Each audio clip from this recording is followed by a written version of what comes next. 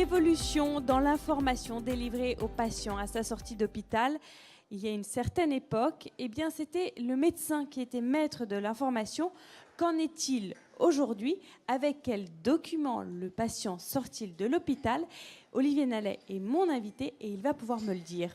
Bonjour Olivier Nallet. Bonjour Géraldine. Aujourd'hui, avec quels documents concrètement le patient sort-il de l'hôpital?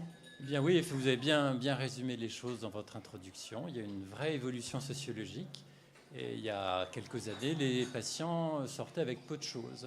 Et c'était le médecin qui était maître de l'information.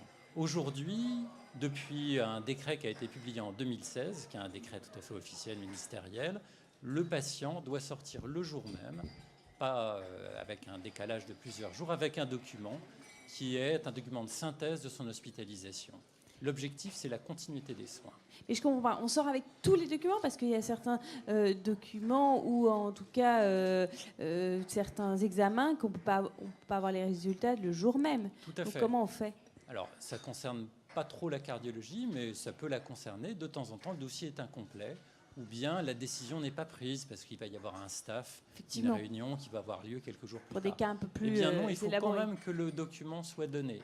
Après, il sera complété, envoyé au médecin, mais le malade doit quitter l'hôpital avec un document qui va donner le motif d'hospitalisation, la synthèse, les principaux examens qui ont été faits, le traitement, les modifications du traitement qui ont été faites en cours d'hospitalisation et les raisons de ces modifications. Donc le malade a une information qui lui est remise en main propre. Alors ça, c'est plutôt mieux dans l'absolu, mais est-ce que si cette lettre de liaison, c'est comme ça qu'on l'appelle, est-ce que si elle n'est pas expliquée, le patient risque d'être inquiet ou en tout cas perturbé?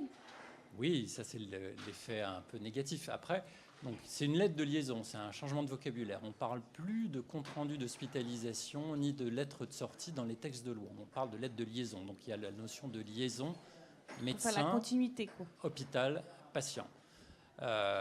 Oui, comme toujours, hein, si on ne parle pas aux patients, si on ne leur explique pas le traitement, si on ne leur explique pas leur maladie, les choses ne se passent pas bien. Et effectivement, la lecture d'un document qui n'a pas été expliqué à un malade à qui on n'a pas trop parlé pendant l'hospitalisation, qui sort un petit peu rapidement, ça peut être difficile, mais voilà, en tout cas, c'est un progrès. Est-ce que vous, dans votre service, vous avez fait un sondage justement sur les pratiques? Est-ce que c'est une pratique courante, répandue et bien menée? On a fait un sondage pour le CNCH. Et les résultats? On a eu sur plus de 100 réponses, donc ça est quand même représentatif du travail des hôpitaux. D'abord, les gens sont d'accord avec le principe, quasiment à l'unanimité. Les patients, oui.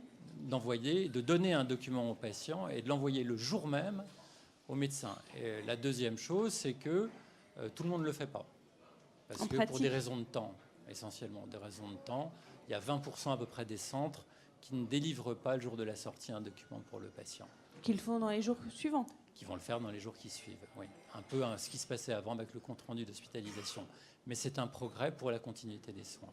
Mais c'est ça qu'il faut noter, surtout. Même si il y a encore du travail. Il y a encore du travail. Pour arriver à 100%, en tout cas, c'est une amélioration pour le patient. D'accord. Un exemple, puisque notre symposium portait sur le cholestérol, seulement 40% des comptes rendus, enfin des lettres de liaison, comportent l'objectif pour le LDL cholestérol, ce qui est très insuffisant.